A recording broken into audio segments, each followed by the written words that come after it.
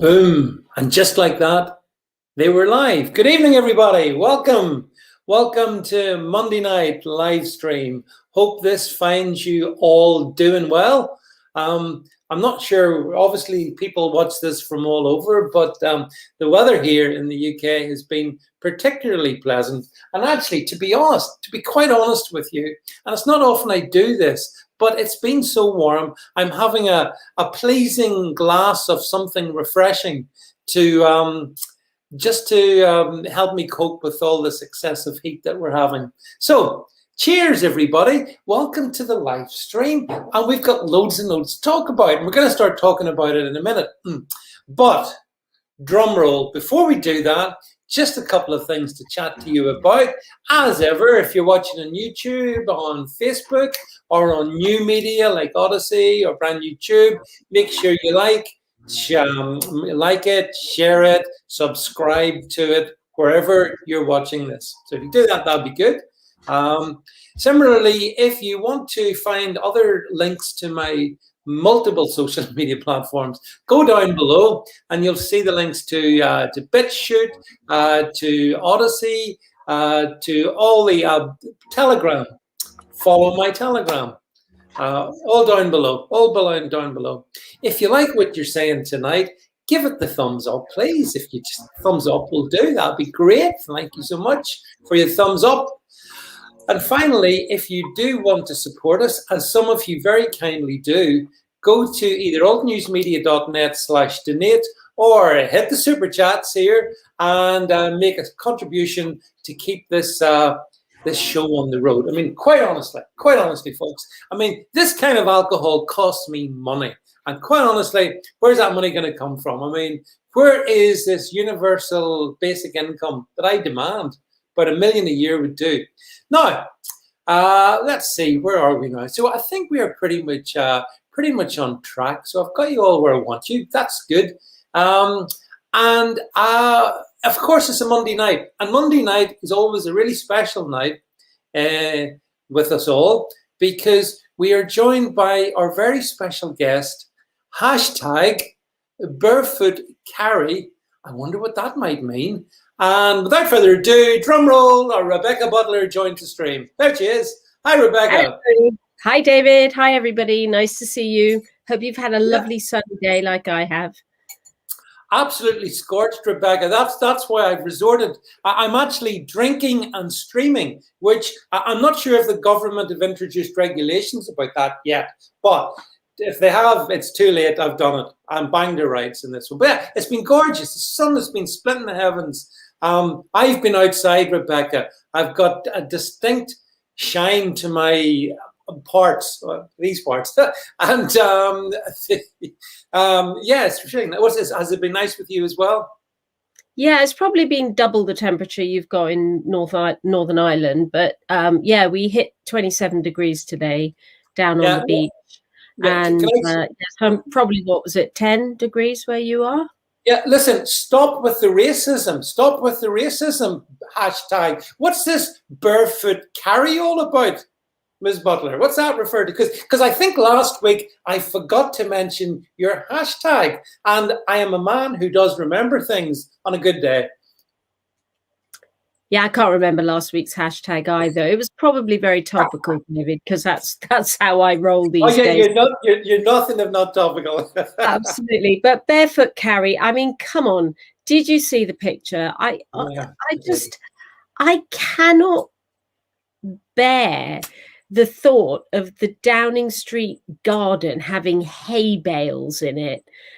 Just fit some freaking themed wedding. It just makes me want to puke.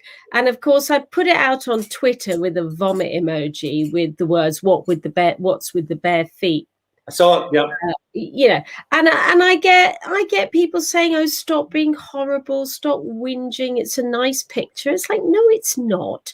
There's nothing nice about that picture. There is zero magnetism between that couple. This is a arm straight up his back wedding, no doubt about it. You will marry me or else. In my opinion, humble though it may not be. I just reckon he's been forced into this. Why is he getting married? Ridiculous, utterly ridiculous. So truly ridiculous. Sorry. Yeah, well, no, well, I mean, yeah, the thing is, of course, ladies have an eye for fashion. I hadn't noticed the fact that she was barefoot, actually, Rebecca. But then, yeah, I'm a bloke. I just about noticed that she was wearing a dress. But yeah, it's a strange one. Nice dress, shame about the face. And my head panned down, obviously, to take in the shoes, thinking, well, what shoes would fit that dress? And obviously none. So to be honest, what pissed me off was the hay bales bit of the story, that they were sitting on hay bales in Downing Street. I mean, can't they afford chairs? Yeah. Oh, I missed the hay bales as well. I mean, I was quite surprised. I see some people on the stream. I see Elizabeth says, it was a lovely photo. It was a lovely photo. Elizabeth Barber. Hang on, Elizabeth. Bring on the screen. Yeah. Beautiful. It's the nicest photo ever. And Boris looked so happy. He looked so happy. And I'm sure this marriage will last for all time, possibly for eternity. Or maybe, then again, maybe not. Boris looked happy because Dominic Cummings wasn't the front page of the Telegraph. Well, you know, actually, we're going to talk about Dominic Cummings and stuff in a second, folks. We're going to move on to serious topics. But just as an FYI, a part of me, maybe I've become very cynical in my dotage, but part of me thinks, gosh, with all the headlines that were floating around, you know, the Cummings, the revelations, all the questions that were being raised, and a bit of hate on the government, let's be honest, a little bit of hate. It made me wonder, you know, well, I guess that was going to distract the Sunday press and get things away from Dom onto Carrie. Is that just me being uber cynical, Rebecca? No, that's exactly what it is. You know, save the date for 30th of July 2022. That's fine. I mean, you know, send up a smoke screen. That's okay. That's quite funny. But yeah, I mean, yeah, you don't organize a wedding at that short notice, do you? But it doesn't take much to hire a hay bale. And I think if you're the PM, you probably can get a slot in a Catholic church. It's not that hard. But he's annulled his previous marriages. Who does that remind you of? 2 annulled marriages. Rather overweight. Regent. One for the wine, women, and song. Hey, do you know the echoes of a historical character are really ringing true to me here? No. Yeah. Well, the thing is, well, obviously we're both cynical together in this one, Rebecca, because I saw it the same. And you know, I mean, then there's the more gentle side to me that thinks, well, I wish any married couple all the best, and I hope things do work out. But I have to say, I think if I look at Boris's history, it ain't a good one. You know, it makes me wonder, given his lack of faithfulness to his first 2 wives, his serial philandering, all the stuff that's going on, I wonder what Carrie Symonds saw in the man who would be Prime Minister. As Mrs. Merton said to Debbie McGee. Yeah. What was that millionaire you found so attractive? That's right. So Simon, you're absolutely right. Okay. So David, you know, as you were just spouting out your usual, you know, newly married couple, ha ha ha, I wish them all the best. But in brackets, if this was Twitter, I give it how many years, months? How many did you give it?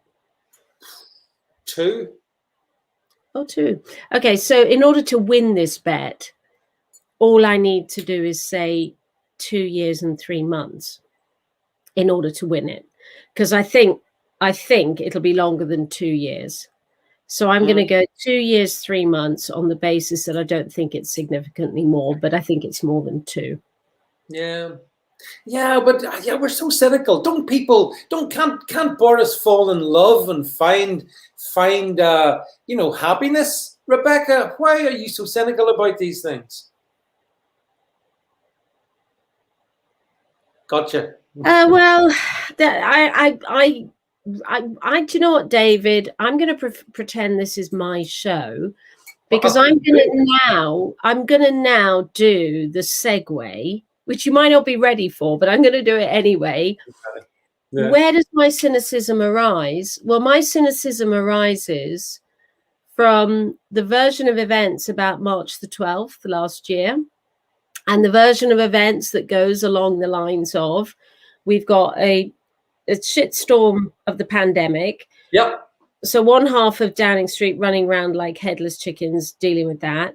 We've got the other half of Downing Street running around like headless chickens because Donald Trump wants to bomb somewhere in the Middle East. He doesn't particularly care where, but he wants to launch a bomb at somebody.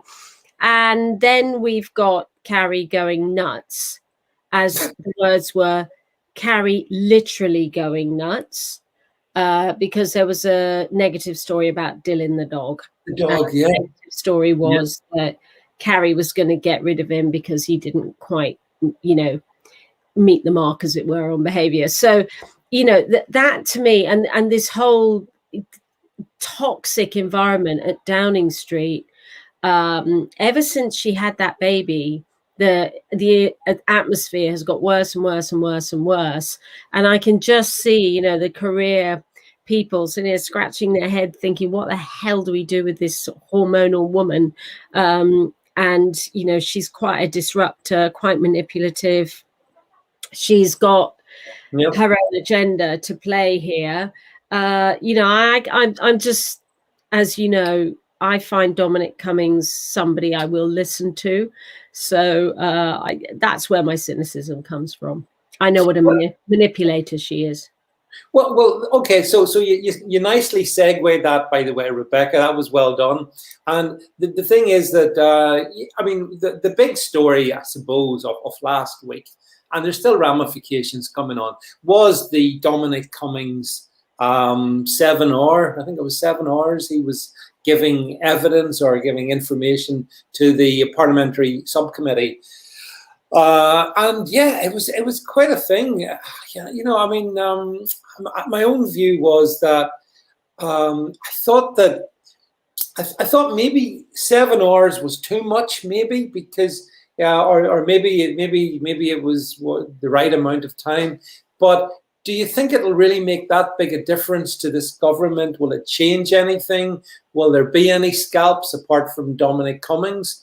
I mean, how did you interpret it in terms of what he said, how he said it, and then let's talk about the implications then. So I think the really important thing is to ask yourself, whose select committee was this? Who was running the show? Yeah. And it was Jeremy Hunt and Greg Clark. Jeremy Hunt's job, we know, for 7 years was health secretary. Okay. Yeah. And I think, across the board, people have always said he ran it extremely well, ran the ministry extremely well. And a lot of health service staff would say that as well. So Jeremy Hunt has a bit of a legacy issue here, didn't quite make it to leader, got dumped from the cabinet. So Jeremy Hunt is there with quite high levels of expertise, able to pick apart the aspects of Matt Hancock's behavior. So I think that is a good starting point of where this select committee comes from, is who is chairing it. So the relevance of it, highly relevant, all said under parliamentary privilege. So you can't really come back on him for what he said. And of course, because of the nature of the hearing, Hancock hasn't had his opportunity to come back at it. Boris won't, because of the issues with Carrie. Boris, I don't think, will put himself before that forum. Yep. It's a strange forum for us, effectively a civil servant, to appear in anyway, because it's normally an MP that would appear at a parliamentary select committee.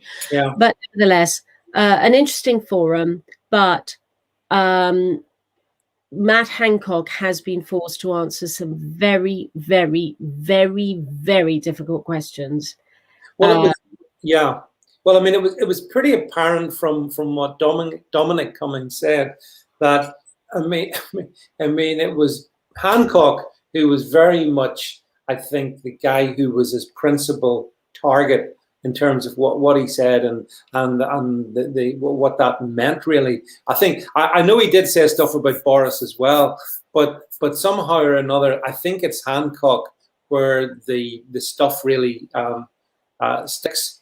Yeah, if you could just get your lighting, Rebecca. Yeah. So yes. I'm just going to text you to say I just need to disappear off camera for 30 seconds to just go and turn the light on. Take me off screen. Take me off screen, and I'll be 2 secs, Jed. Thank you.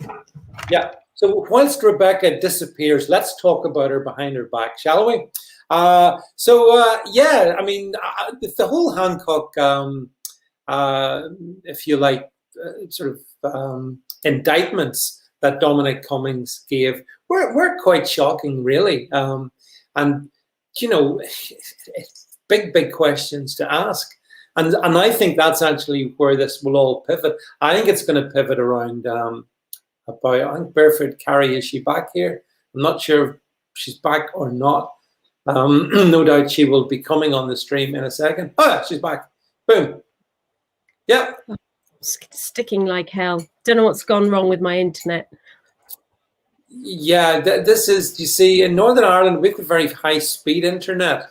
But obviously down in the southern climes of England, I mean, have you got dial-up? Have you actually moved beyond dial-up, Rebecca? Because it doesn't look good.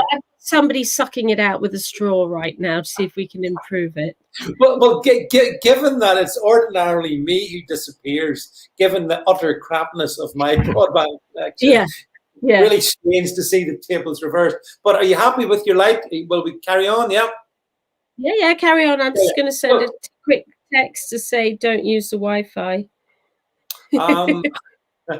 So listen. So obviously, you know, Dominic Cummings came across to me, Rebecca. He was a man who wanted to set the record straight, I think. And he, you know, I mean, this is a guy that 12 months ago, 14 months ago, whatever, he was a hero. The media loved him. Conservative press loved him. He was the Svengali behind Boris, all of those things. And when you and I talked a week ago, this was, you know, in the offing that he would give this evidence.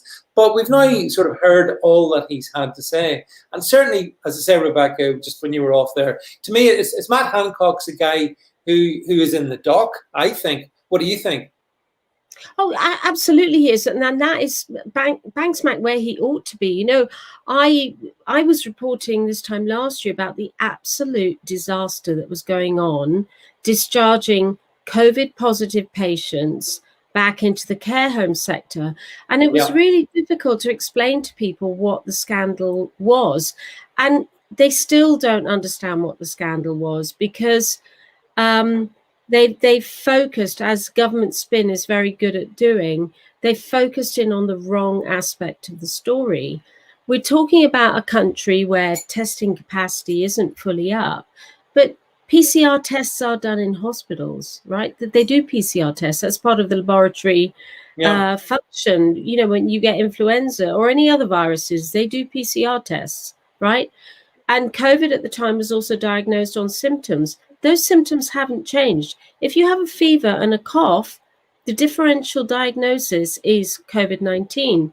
So I'm talking not about patients who were asymptomatic and untested being discharged back into the care homes. I'm talking about patients who were symptomatic, known to have COVID-19, were being discharged back to the care homes. How do I know this? My daughter was telling me this. She was working on an orthopedic ward at the time. Orthopedic wards very typically will have what they call bed blockers.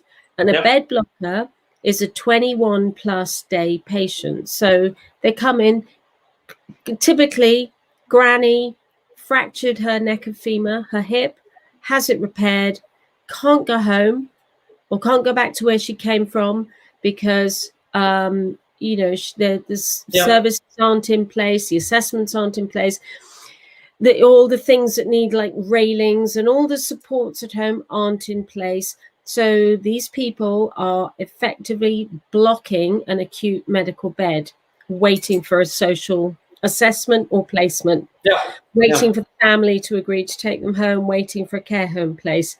So these patients have been a burden on the NHS ever since day dot. They're not sick, they're social care patients, they have been ill, but they need to go home. You know what? It was almost as though Sir Simon Stevens thought, yay, yippee, I'm going to get rid of all the bed blockers. There were 25,000 of them, David. 25,000 people were occupying 104 of the 141,000 beds we've got.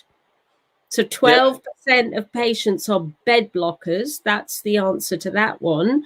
And they were sent home. Now, not all of them were sent home with symptoms, but all of the ones my daughter sent home did have symptoms. They did have symptoms. Knickers to whether you tested them or not, the differential diagnosis was COVID. Fine. Send them back. Send them back to a care home where there aren't nursing staff. You're barely lucky to get oxygen in a care home. There's no IV drips. There's no palliative care at all. There's no end of life pathway in the way you'd get in hospital. Left to rot in the care sector with unqualified carers having to do nursing tasks. And then when the patient's relatives were saying, can you please readmit Granny back to the ward she's just come from at Newcastle, whatever, Newcastle Royal Infirmary, would you mind readmitting her? No, we can't readmit her because we can't get a GP to refer her back to hospital. Why not? Because she's a bed blocker. GPs are not going into care homes. So these people were leaving wards empty behind them because remember the NHS at that stage was empty. My daughter was going in for an hour a day on a full-time. I remember. Yeah, you told me. Yeah. So, you have to remember the context here is those people were left to rot and they were left to die in very, very, very tricky circumstances for them as patients, but also the staff caring for them who would not normally be expected to deal with the host of medical problems that come with COVID-19. This is an act of such extreme cruelty and disregard for human life. The fact, I don't care what age they are, David. They could have been they could have been a dementia patient aged 55, or they could have been a granny aged 85. They deserve NHS treatment if it's available. And it was available. These wards were empty.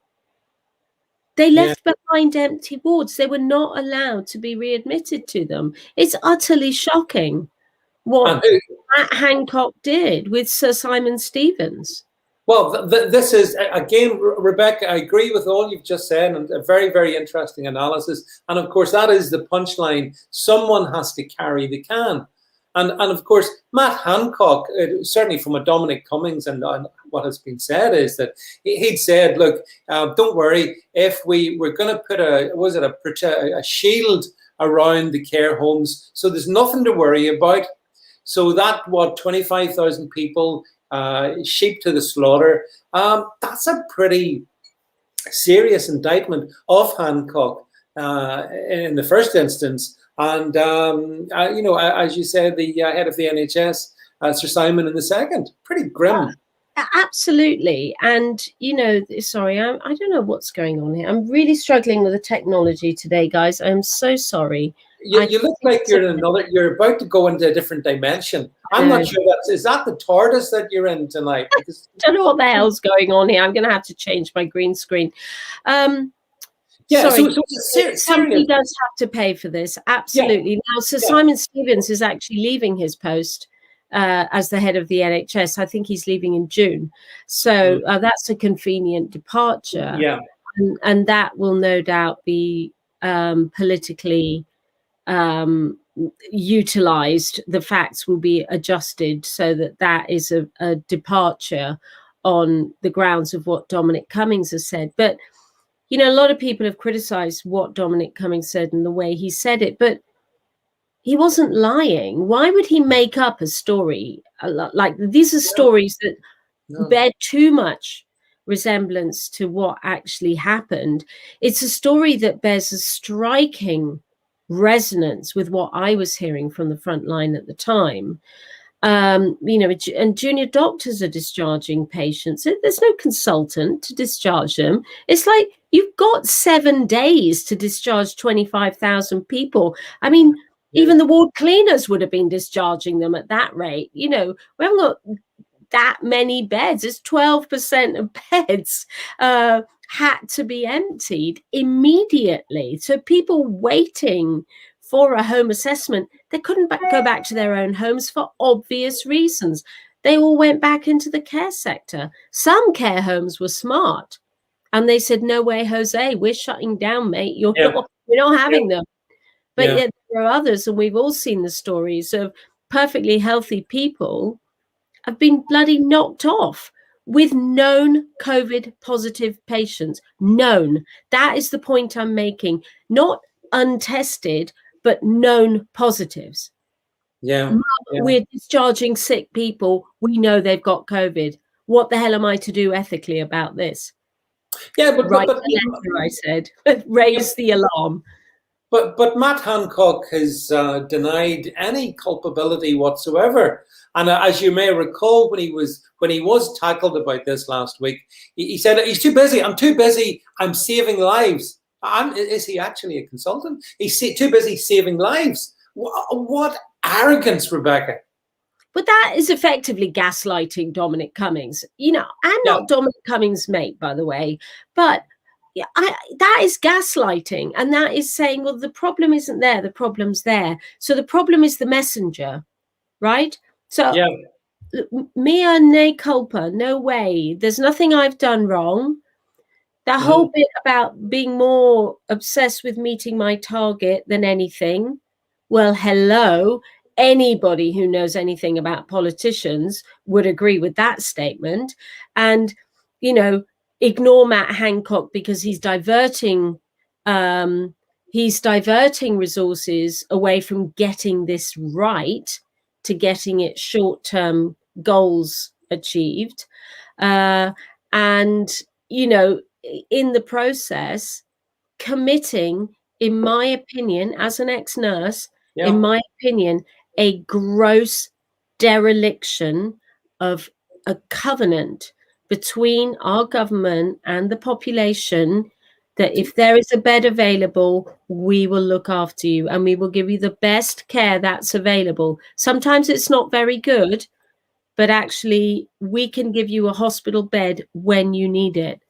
It is outrageous. If they hadn't been labelled as a long stay patient, they wouldn't have been thrown out. They'd have been left on the ward to be treated for COVID. And I'm sorry, I hope there are no carers who are going to be offended by this. They're not qualified as nurses. They are carers. They are not medically trained. And the care you get from a nurse on a ward with all of the equipment around them is by no comparison with what happens in a care home. Oh yeah. I mean, you know, but at the time there was the care homes got a lot of criticism.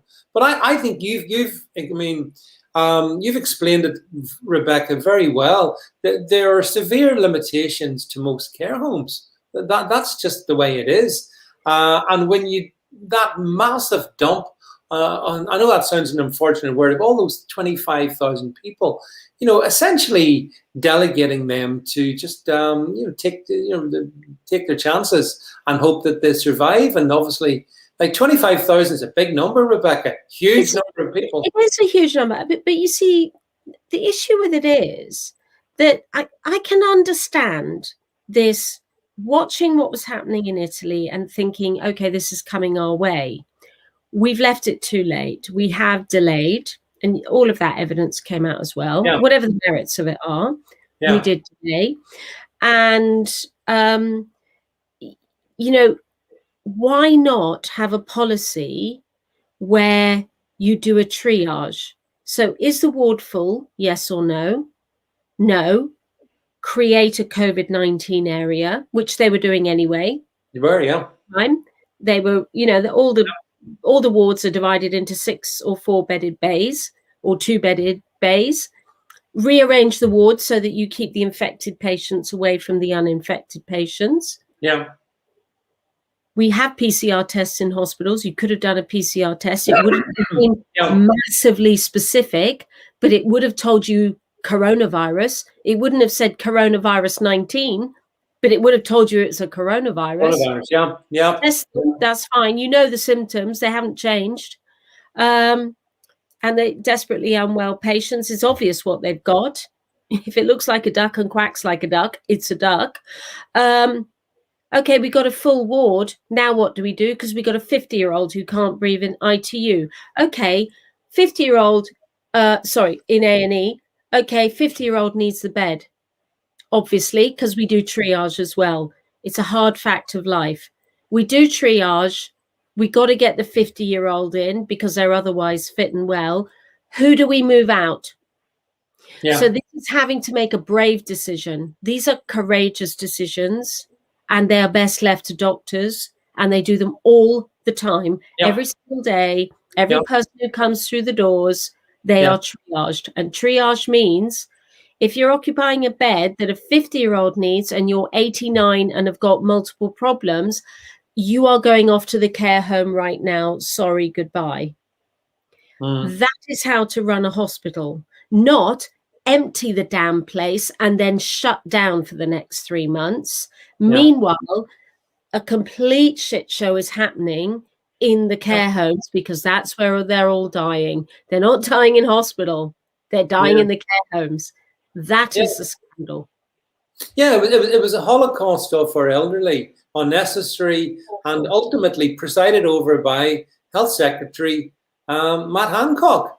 And I've got a few supplementary questions I want to talk to you about. I see a few people have dropped in the stream, Rebecca. But just to finish on Hancock, do you think he will ultimately walk the plank? Do you think he will be shuffled off? Will he be the fall guy for Boris, or do you think he's going to tough it out and he'll still be there till the next reshuffle anyway? If you'd asked Hope, do I hope he goes? The answer is yes. Do I think he will go? Yeah. And my own experience of politicians is you're dealing with sociopaths, and there is nothing a sociopath knows more. And you know this yourself, having dealt with politicians, is that a sociopath always protects himself. They Teflon coated, come up smelling of roses every time. And of course, Boris can't sack him now because it looks as though he's vindicating Dominic Cummings if he does. The honourable position for Matt Hancock would be to say, what happened with the care homes? I did mislead. I misled for the right reasons, but I don't want to be the story. I'm going to stand aside. But the sheer arrogance of the man, as you've already pointed out, is he genuinely believes that he is saving lives, even though there is very, very, very firm evidence to suggest he kills people when he's on duty.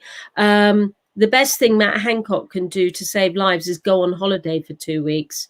That will save lives. Matt Hancock does not save lives. Matt Hancock runs a behemoth of a system that grinds at the best of times. And on this occasion, so Simon Stevens and he and Public Health England let us down. And those are people who I know a lot of individuals say, well, they were 80, they were old. They have quality of life. They have contributed to society. They have family. They have grandchildren. They've got pregnant grandchildren desperately keen for them to hang on to show them the great grandchild. They've got weddings to go to.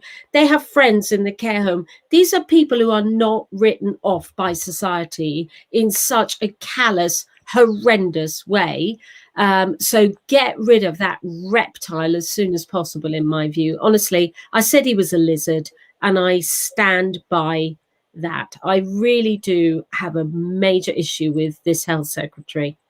Yeah, yeah. Well, I think again, Rebecca, full agreement. I mean, Jed's run a little poll on the stream here. What do people think he will go or will he stay? And I think it's pretty much, whilst probably most of us would share what you've just said. I hope to God he would go, but he won't. Jed's put it up. Do you think Hancock will go? Press 1 for yes, 2 for no. It's just two. I'm afraid. Yes, Simon Hastings says, I think he'll go, but definitely not voluntarily. Well, actually, Simon, that is the only way he will go, because Boris can't be seen to be believing Dominic Cummings. Because if you believe him on one, you believe him on everything.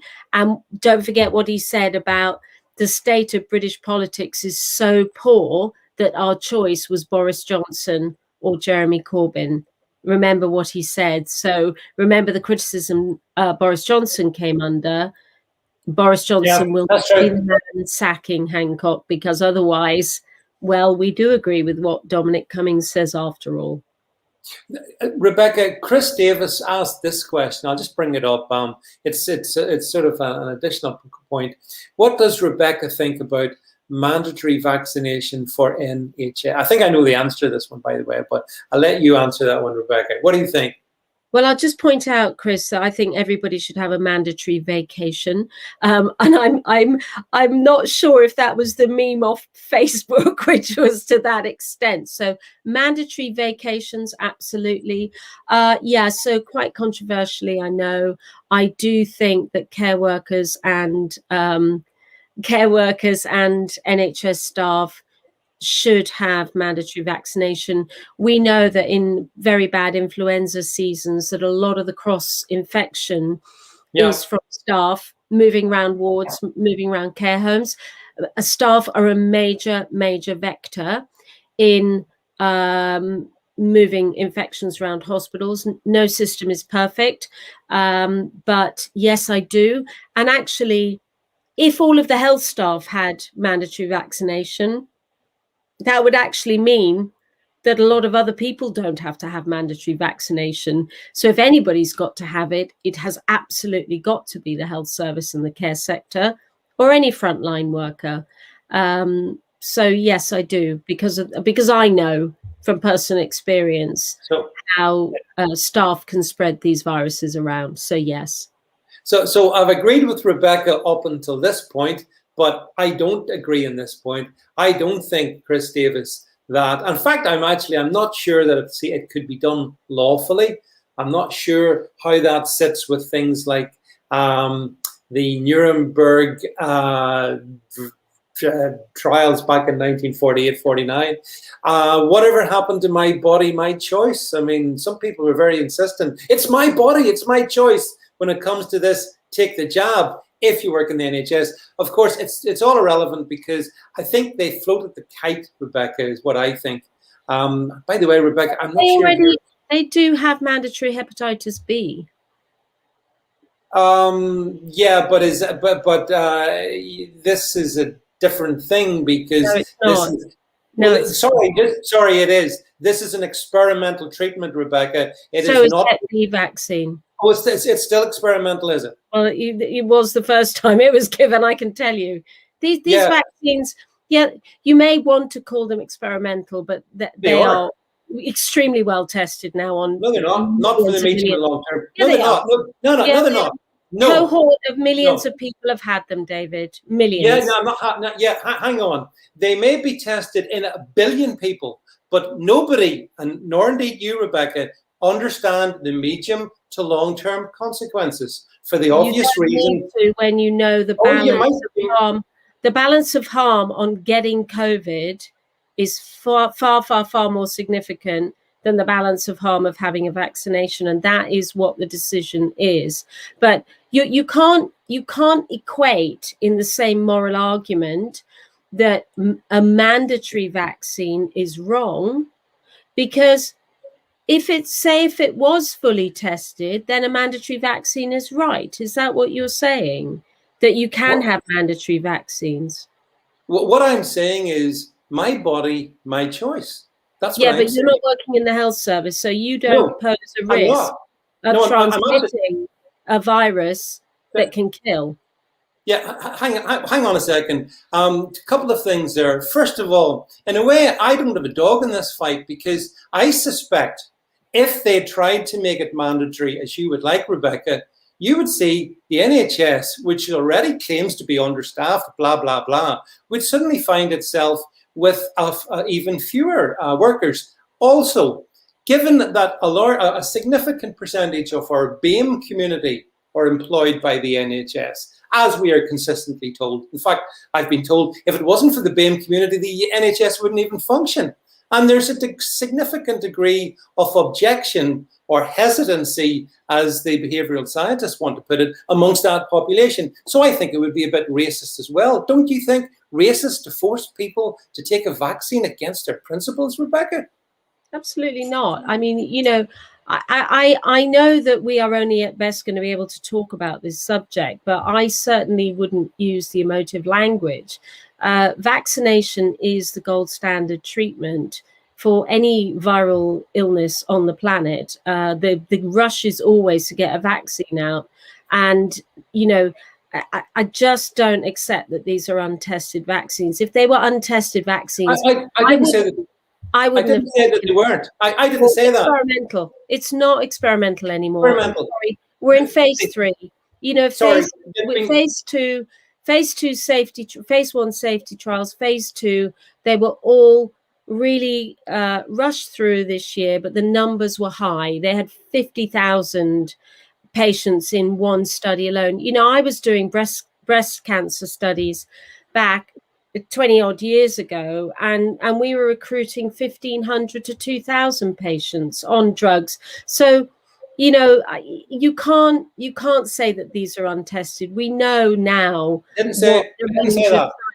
Yeah, but you're saying it's experimental. It's saying that, yeah. The same thing. It's effectively saying that it's no, it's not. No, you're putting words in my mouth. They've been given, they have, Rebecca. Sorry, they've been given experimental approval in the US and the UK. There's no ambiguity about that one. And the reason for that is that they have not completed the stages, which you've just actually pointed out.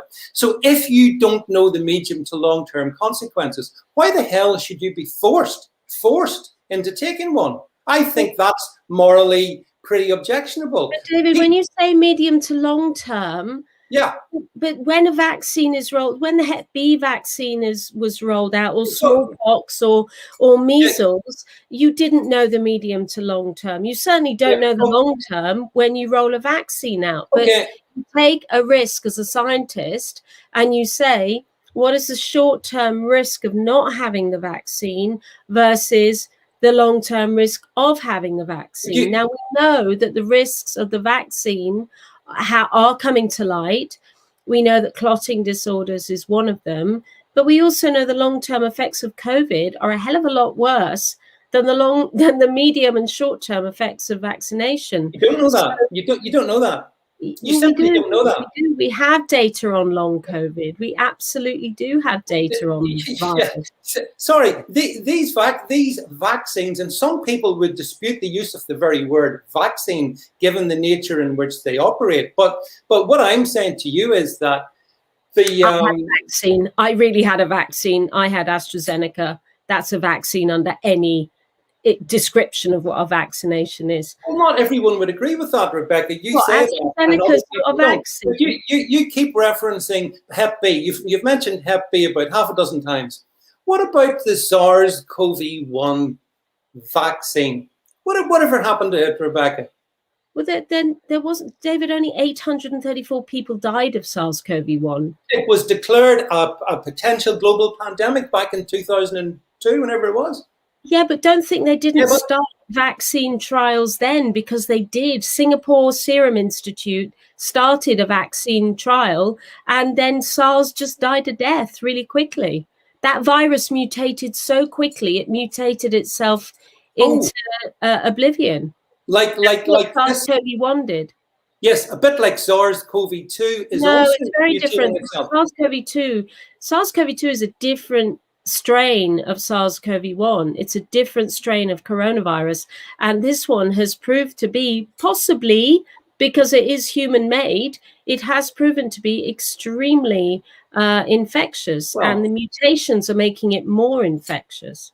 Wouldn't you agree with Rob Carson then? License the vaccines. Let the licenses roll and allow full legal process. I mean, surely these very noble pharmaceutical companies don't have a problem with, if someone does have a very bad reaction, getting full legal access to them. Get rid of their indemnities. Why would that not be a sensible thing? Hang on a minute. Whoa. There's completely different things here. They are licensed. They're licensed for human use, so they are licensed. Indemnified. Secondly, on the indemnities, every single vaccine is indemnified by the National Vaccine Fund. We have a fund. Every country that signs up to the WHO has a fund, and the people who contribute to the fund are the pharmaceutical companies, and those indemnities are standard in every vaccination, for every mass rollout vaccination. Even Gardasil has it, Hep B has it, smallpox had it, measles has it. If you get a vaccine injury on any vaccine given in a national program, you apply to the National Compensation Scheme if you suffer a personal injury. So people are covered if they suffer a personal injury. So why do the pharmaceutical companies specifically seek and receive full legal indemnity from, for example, the British government? Why did they do that? But they always have done, David. This is not new for coronavirus. This is something that's historical, and it goes back to a government. When a government mandates vaccination, like they do with children and their neonatal vaccinations, they're all covered as well under the vaccination program. It's a standard clause in vaccination. Yeah, but hang on a second. This is a treatment that this government appears to want to give to every sentient human being in the United Kingdom. That's a wee bit different from some of these other vaccines that you've been talking about. It's a different scale. No, it's not. No, it's not. It's different to diphtheria, tetanus, typhoid, smallpox, measles, you name it. There's, HPV, meningitis C. These are all rollout. Children go into school and they get them. They can't go into school if they don't have some of them. These are mass rollout vaccinations. More children are vaccinated for measles than are currently people vaccinated for. Children get measles. You see, one of the problems, for example, we would have eradicated measles if everybody in this country had a measles vaccine. We nearly eradicated it. It's now coming back in. So don't say children get measles. Yeah, but hang on a second. Measles is not a respiratory illness, Rebecca. I think It's cerebral. It's an illness that attacks your brain. It's a bloody dangerous disease. I'll tell you what doesn't affect children in a statistically significant way, and that's COVID-19. Because if I look to the 0 to 14 age cohort, Rebecca, which this government is currently thinking about potentially giving vaccines to, that age group in the past year and a half is below average excess death. So tell me, why would you want to vaccinate an age cohort which is statistically unaffected by COVID-19? Why would you want to do that? Well, I mean, you're shifting the argument here. That is a completely different argument, and I'm not. I would say, if you ask me about that in a different context, I would, you're talking about mass vaccination programs and why they're indemnified. I hope I've answered the question that people are covered if they have a vaccine injury. In fact, I'm representing somebody right now to get compensation because they got Guillain-Barré syndrome. So, there is a compensation available to people. You then muddle that up slightly with them releasing their patents. No. So they can't release their patents, okay? And nor should they release their patents. It's quite right that they keep their patents for the length of time they do, because drug companies have, in commercial terms, have got to have an incentive to produce pharma, to produce experimental drugs, to produce new drugs, to produce game-changing drugs. They absolutely need the ability to recoup the vast amounts of research and development money they have to fund into this. You're talking many university departments committing themselves to the research and development of drugs. So releasing the formula, absolutely right that farmers should do that. And I know people don't like the sound of me supporting pharma, but if we didn't have a pharmaceutical industry, it would be left up to the likes of ship brain Hancock to cure us all. And where would we all be then? We need a pharma industry. Well, again, Rebecca, it's a bit of a stretch to suggest that I'm saying we don't need a pharmaceutical industry. I mean, I've just not said those words. I've never said that. That was in the implication. It may be in the stream, but just from my perspective, I mean, I've worked with pharmaceutical companies, including the world's largest, for a significant number of years. I understand the whole process in terms of how they financially operate, how they get the return. I get all of that, you know, and that's what makes me say, you see, ordinarily, Rebecca, to come up with a solution to a problem like SARS-CoV-2, then that takes time. And ordinarily, in terms of efficacy and all the rest of it, that time period is measured in years, which I'm sure you would agree with ordinarily. You do not normally do it in the space of 6 months. You just don't. Which makes me wonder, actually, it's amazing how... Can I answer that, David? Well, I haven't asked a question yet. But you maybe can answer that point about the time. You can do the point. Yeah, okay. The time is irrelevant. It's numbers of patients recruited. No, it's not. It is. Numbers of patients recruited is what dictates a phase 2 of a trial. So tell me about thalidomide. Tell me about thalidomide, Rebecca. Tell me about thalidomide. How did that work out? Thalidomide was not a problem with the drug. Thalidomide was a problem with the chimera of the drug. You have a left-handed molecule and a right-handed molecule. I know we've had this discussion before. It was actually the non-generic manufacture of thalidomide, when it got cheaper, that created a chemical process that accidentally flipped the shape of the molecule from a left-handed chimera to a right-handed chimera. That's what happened with thalidomide. You can't compare a 1960s oral drug with a 2021 mRNA vaccine. It is just I agree. So wrong to do that. There's no. I agree. I agree you can't, because we didn't give thalidomide to everything that moved. And yet, at this point in time in the UK, and you still actually haven't answered my previous question, why are we wishing to give the vaccine to an age demographic largely unaffected by the illness? Why would we do that? Well, the science answer that. I wouldn't, actually, by the way, because I think children 0 to 12 are over vaccinated. They have a huge number of vaccinations.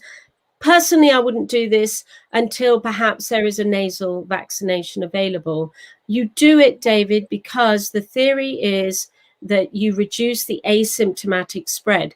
And one of the biggest challenges, and Dominic Cummings mentioned this the other day. Assuming there is one, assuming there is an asymptomatic this is what Dominic Cummings said, that the big risk factors in COVID-19 that they didn't fully appreciate at the time is the airborne nature of it, because that's not a droplet, that's an airborne nature of the viral transmission, plus 80% asymptomatic suffering. But an asymptomatic person, big question, can they pass the virus on? And they still don't know the answer to that question. No, they don't. That is why if you were going to vaccinate up to 12 years old, I didn't hear it was up to 14. I heard it was 12-year-old and above. Then that is to reduce asymptomatic spread. But first of all, the science has to be in place to demonstrate that a vaccinated person doesn't shed virus. That is the critical piece of science. Okay, I've got a question I want to ask the stream, actually, and we can comment on it. Can I ask those watching us 2 questions? First of all, have you ever had a bad flu? Have you ever had a bad flu? And secondly, did you ever know that you didn't have that bad flu? Did you ever actually, going around asymptomatically shedding the flu like mad because you never knew you had it? Or did you know that you had the bad flu? And that's why, Rebecca, I've got huge issues over this alleged asymptomatic nature of things. Question. But that's an influenza virus. You might just as well be comparing smallpox with measles. You can't say, have you had about a respiratory illness? Coronavirus, Rebecca, some coronaviruses are the flu.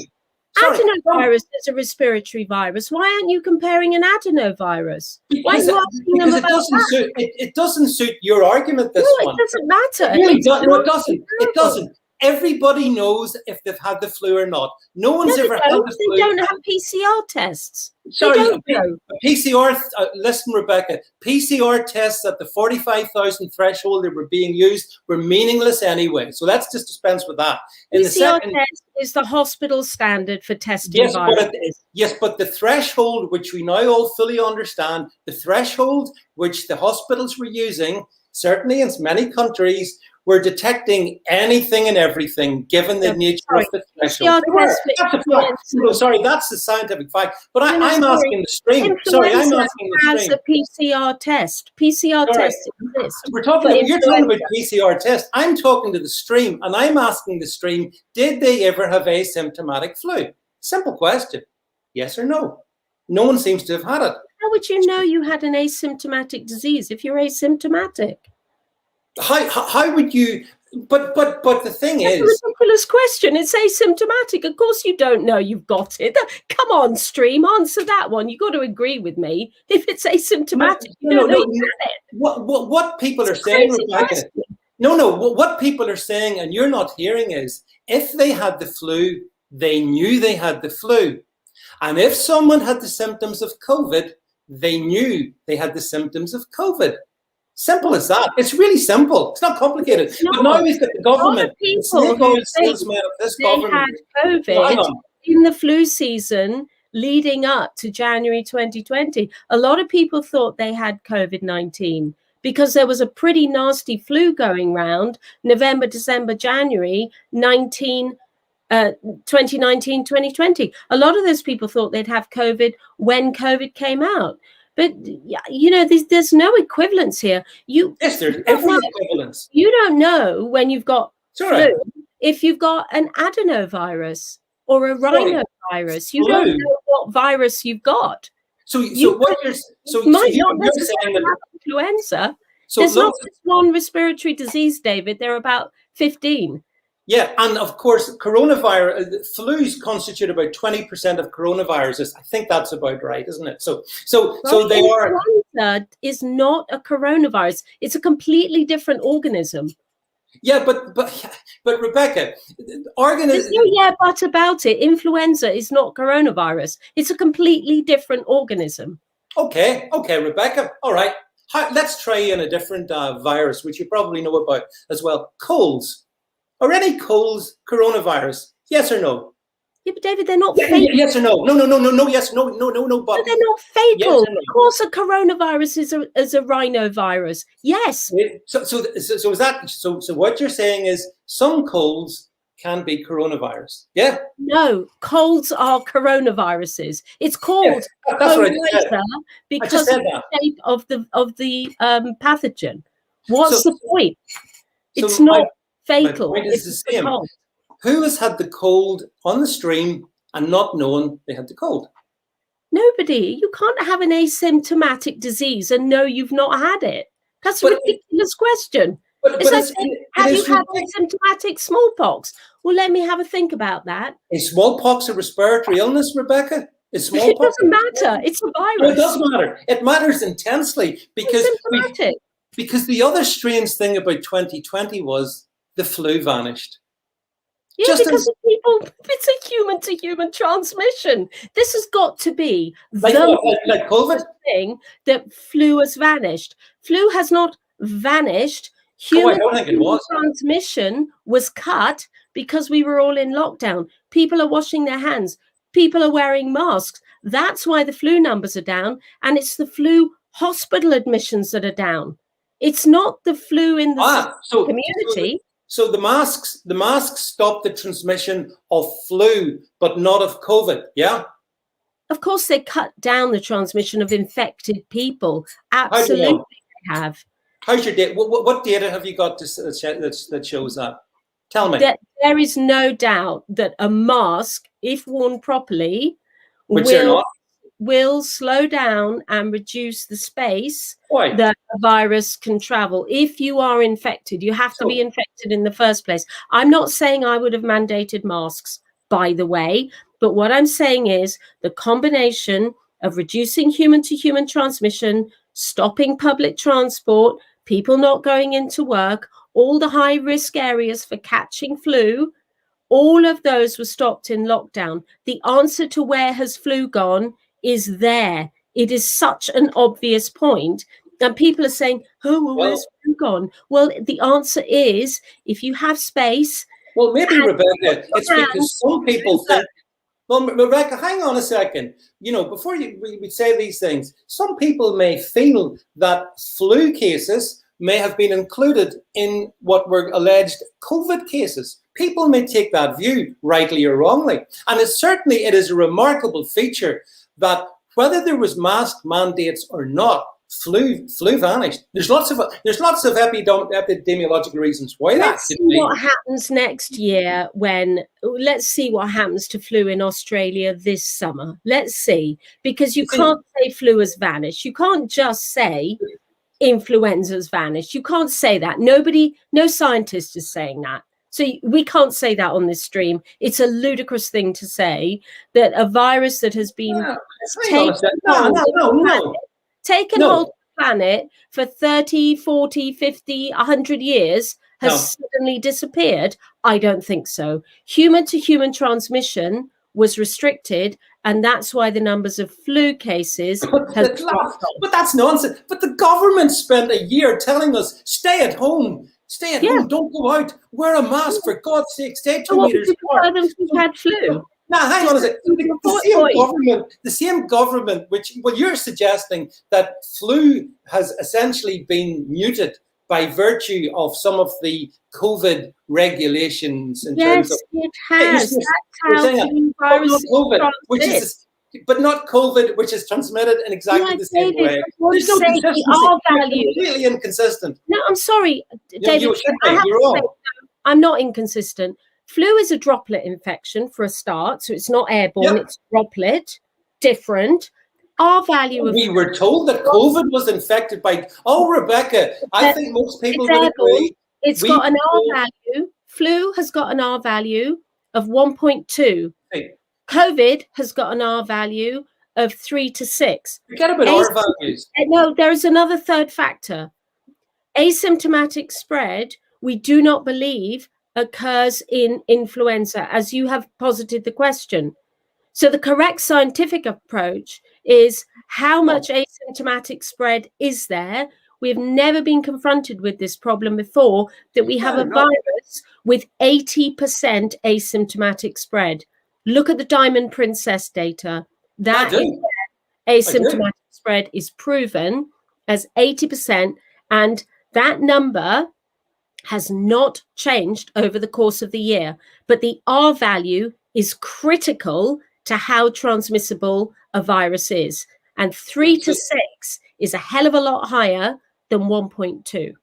Well, according to Open1, the R rate worldwide varies from 0.15 to 0.25. Oh my God.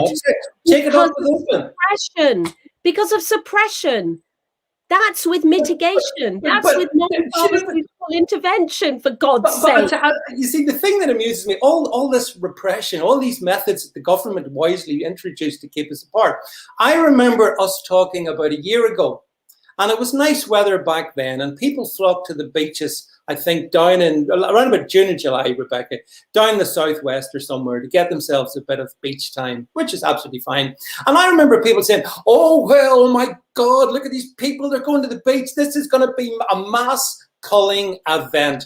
There was no increase in transmission, suggesting that this asymptomatic transmission mechanism, which you're speculating upon, didn't seem to be functioning very well. Certainly not down in Devon and Cornwall. Why was that? You're talking about an outdoors. You're talking well ventilated, and you and I did discuss the fact that any any media channel can make a beach look a hell of a lot crowded than it is by virtue of using the right lens on their camera. People were observing space. They were observing social distancing. You cannot, Obin, I think it was, say that the R value is 0.15. That's not the natural R value of the virus. The natural R value is anywhere between 3 and 6. 0.15 is suppression. Why can't he say that? He's entitled to say that if he No, wants. but that's with mitigation strategies in place and vaccination. Of course, the R values dropped. Yeah. Of course, the R values dropped. You people are wearing masks, washing their hands, keeping their distances. No, we're not. Going on the tube. Yeah, they're not. They're not using the tube. They're not going to work. They're not.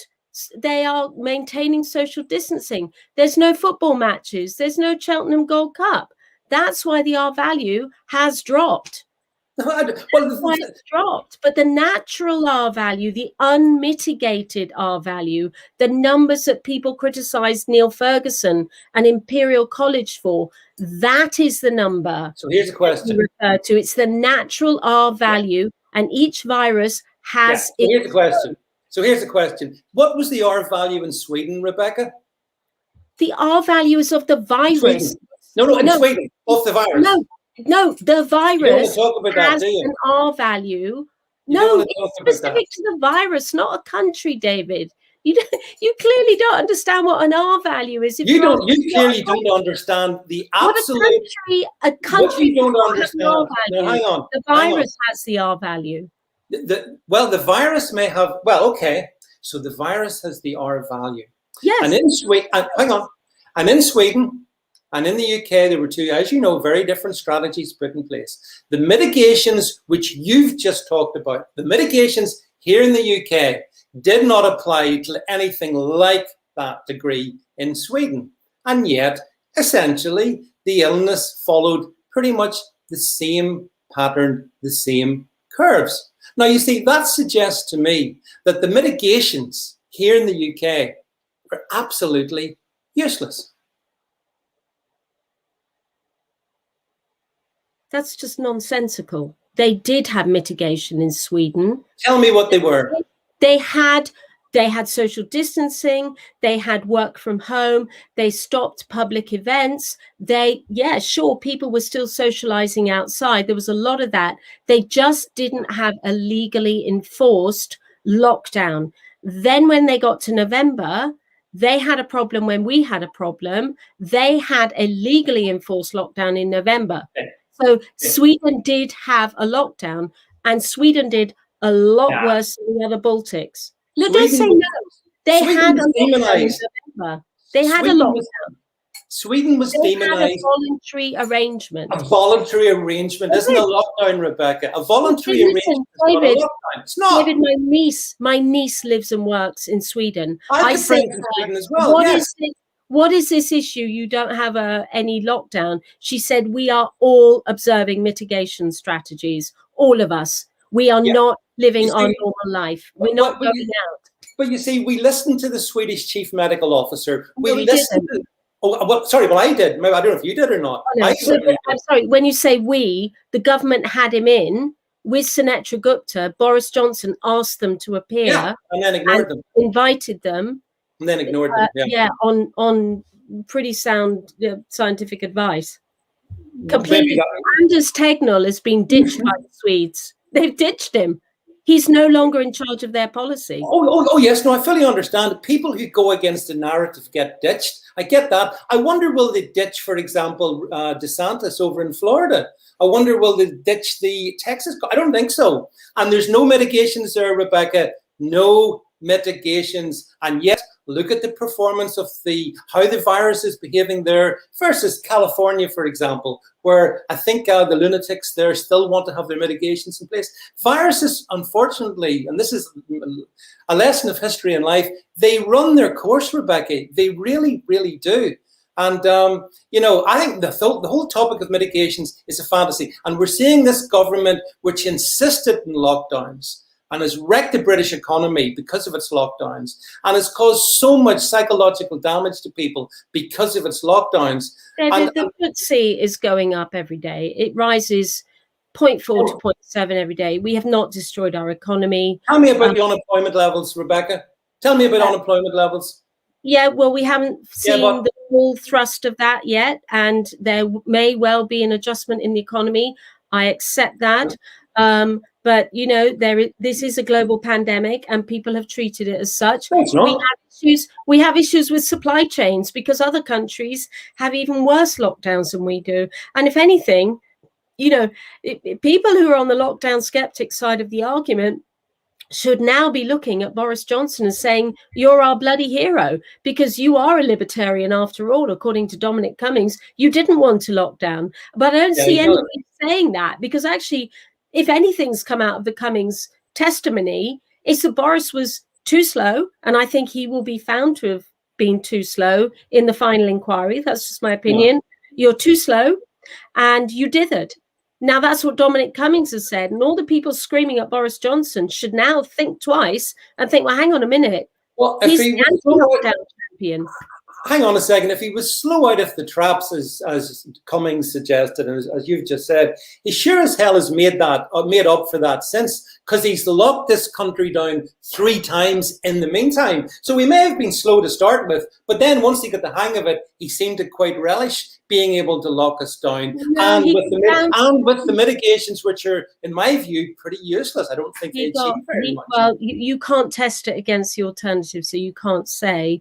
But if you look at the London School of Hygiene and Tropical Medicine, if you look at their predictions for an unmitigated Gompertz curve, it's even worse than the imperial model. So there are plenty of modeling done on the Gompertz curve for this virus, the unmitigated Gompertz curve, which looks at asymptomatic spread, mode of transmission, and R value.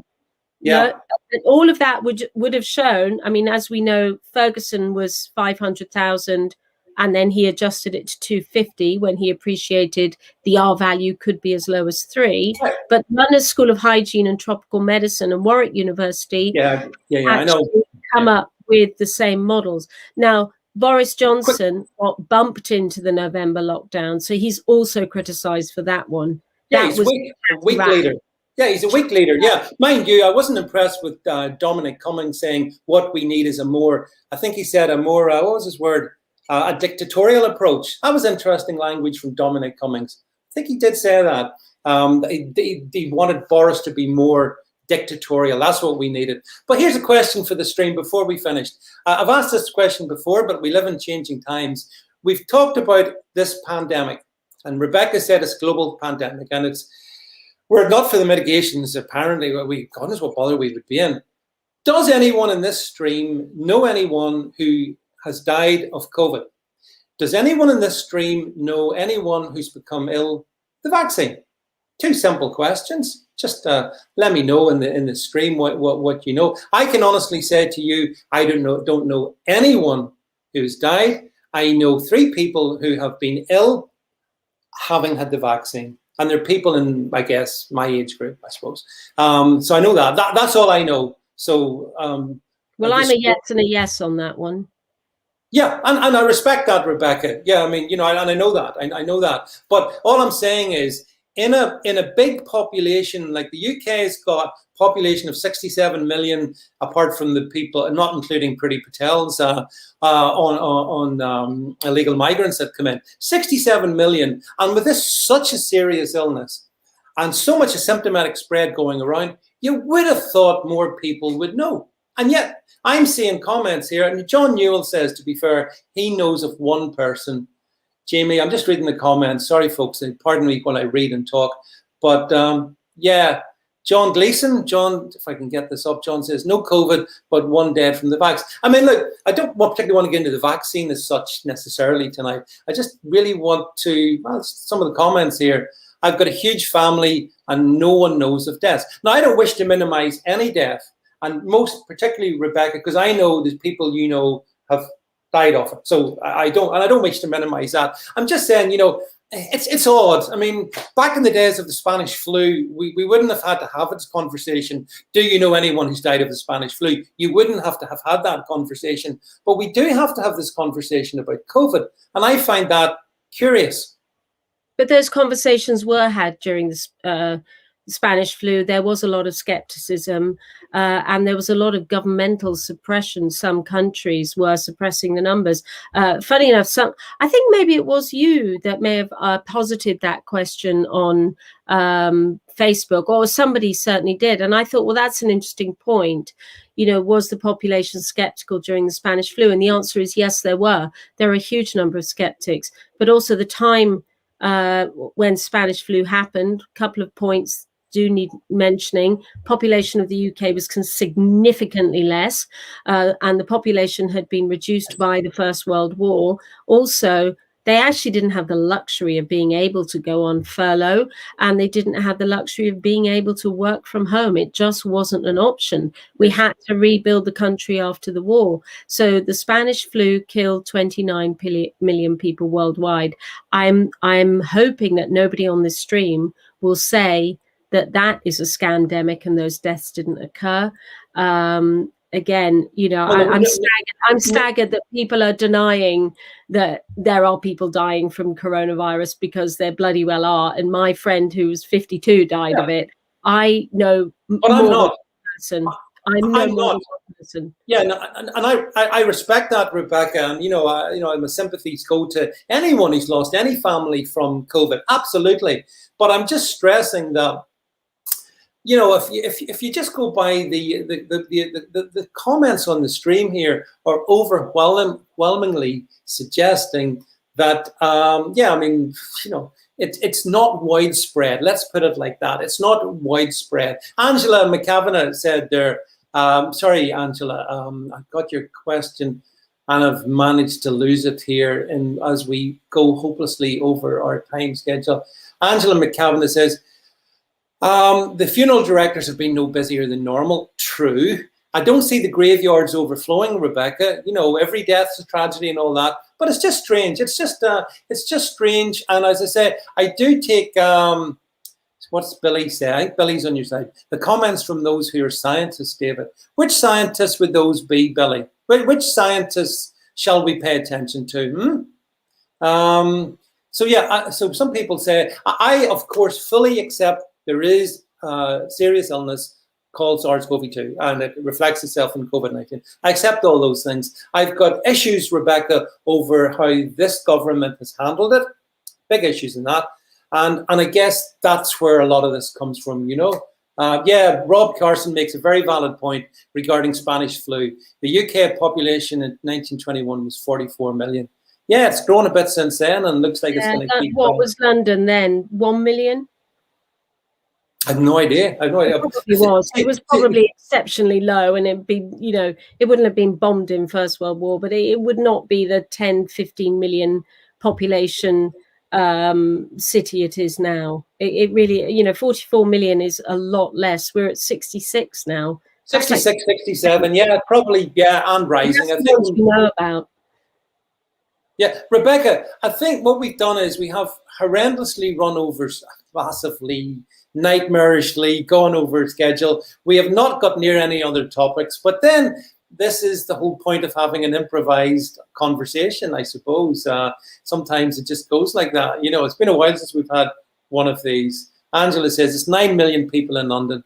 Yeah, Angela, it's a huge city. But happily, what was it, Angela, in the 1920s? I bet it was only 1 million in the 1920s. The thing about the Spanish flu is, though, although I am old, I'm not so old that I was alive. I wasn't about at the time. I was not on this planet. My grandfather was. I wasn't. My grandfather. He died in the war for us, David. My grandfather, who was also called David Vance, he was around back then. I wasn't, so I can't comment about that. It's not possible. All I can talk about honestly and openly, and hopefully with a good heart, is what I see at this time, as do you, Rebecca. And people are perfectly entitled to completely disagree with me. I have no problem about that, folks. No issues at all. Or you can agree with me, whatever you think, or you have your own points of view. That's fine. And I'm sure, Rebecca, you're the same. People are welcome to. 7.7 million. I'm surprised it's that high, actually. That seems really high. If the population of the country was only 44, I find that a high number, but anyway, I'll take Rob's word for it. He's a Yeah, trusted follower, is Rob. Hello, Rob. yeah, Rob, and I have to say, High. I'm surprised as well, Rebecca. I thought it would have been much less. It seems a lot, Yeah. but maybe I don't know. Maybe would that have been post World War? I don't know. Yeah, yes, it's. Look how many people, look how many millions of people died in World War One. You find it staggering to think. Hey, John Newell says, "Did you discuss Israel, or was I asleep?" Yes, John, you were asleep. Rebecca and I discussed the what looks to be the imminent demise of the Netanyahu prime minister period. It looks to be happening. But no, John, we didn't actually get around to talking about that. I wanted to talk about that. I wanted to talk because with Rebecca, I like to discuss sport every now and again because she's such a sporting lady and she knows so much more about sport than me. But I wanted to talk about the world's #1 tennis player, Rebecca Naomi Osaka. Yeah, who's decided not to talk to the media, and she's getting hell for it. And I have to say, even though I don't particularly like her, I think she's quite political. She had to fine 15 grand for not talking to a quick one on this Rebecca Butler then before we take up people's entire evening. What do you think? What do you think about that one? Now, the first time I saw Naomi Osaka was when she won the US Open, when Serena Williams lost the plot. Yeah. And Naomi Osaka, some people may recall, was standing there sobbing because of the emotional trauma it must have been watching Serena lose her shit on the court. And suddenly Naomi Osaka's won. And I can remember her just weeping. Now she says that she's stressed. She doesn't like speaking to the media. She gets an anxiety attack. Buggers have gaslighted her over it. She has every right not to speak to the press. Why should she? If she says she's anxious, get stuffed. Does she have a contract with the press? I don't think so, but maybe she does. But why can't she be allowed? If bloody Prince Harry can have a mental illness that stops him functioning with his family, then why can't Naomi Osaka say, I don't want to speak to the press? She can have her agent speak to the press if she has to. Yeah, that's what I thought. I mean, in my sort of response, even though, as I said, because I think she was quite a big BLM supporter, if I remember from last summer. Okay, yeah, she was. But leaving that to one side, I forget about that. I never, these things I never forget. The thing is, Rebecca, I agree with you. I don't see why she couldn't just. Why does she have to talk to the press? I wouldn't want it to. If I were a sports person, I would tell them to get stuffed. I don't want to talk to the media. I despise the media. But I think, as some people are saying, I think Catch Me says it here. The players are only there to get people to watch the commercials. Yeah, I mean, there's an element of truth in this. Maybe the contract is between the players. These are media interviews, okay? So the branding, that is a relationship between her and Nike or her and Adidas or whoever sponsors her. That is her arrangement with them. That's not an arrangement with the tournament organizer. And so it's the tournament organizer who has fined her. It's not her endorsements. It's the tournament sponsor. Yeah, but let's test your legal brain here, Rebecca. Having abused you for the past hour, I knew it's fine. It's okay. Yeah. What could there be a contract between like say Wimbledon, right? Wimbledon say to the players, come along to our competition, play your tennis games, and there will be media interviews. And as part of your contract to enter our competition, you have to agree to take part in those interviews. I would think that might be possible. What do you think? I would have thought so. I mean, that Sue Barker's on court for the final, isn't she? And it's expected that, Andy Murray sobs and all of that. So I suspect that there is a contractual requirement to do it.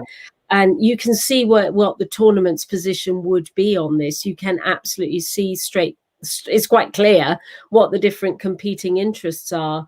The tournament wants the winner to be interviewed or whatever at any stage. Although, by the way, I love all sports, but I know you do. never let it be said that sportsmen aren't thick, because anybody who just hits balls for a living or kicks balls for a living, which is predominantly what it is, these are not bright individuals, and their interviews are painful to watch for anybody who's got half a spark of a brain. So they are excruciatingly awkward events anyway, because they sort of go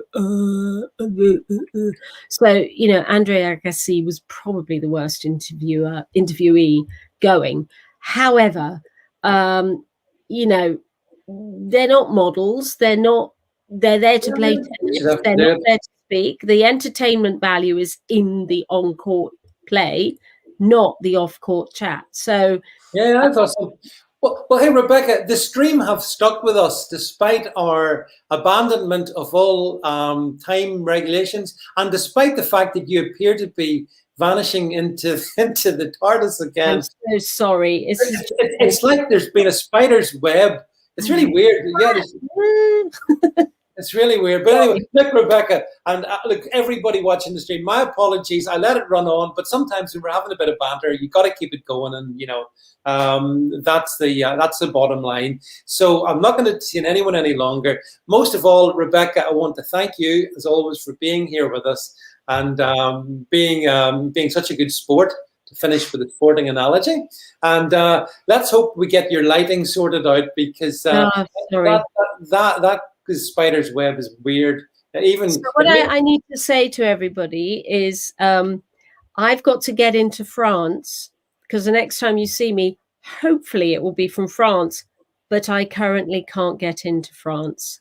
My dogs are in France waiting for me, and I can't get over there because Macron has yet again shut the bloody border.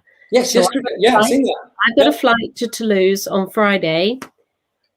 If when I get to France, I'll let you know. I'm not going to tell you how I'm going to do it, but I'll let you know if I'm there. If you don't see me next Monday, I'm in a prison cell somewhere eating porridge. So we look forward to next Monday night stream from Her Majesty's Prison Wandsworth, or wherever Rebecca's going to be banged up. If they catch her. Holloway, yeah. So, hey, listen, well, Rebecca, hopefully, I hope you get everything sorted out and get across the channel. I want to thank everyone in the stream for being here. Yes, Scotty and everyone on the stream. I know it's been a lively one, but there you go. That's just the way it is. So, yeah, Billy says live from the Bastille next Monday night. That will be Rebecca and myself. So, look, thanks, everybody. Dinghy. You're right. I will be there by dinghy. I'll get a lift back. That's it for tonight. We're out of here. Good night. Bye all.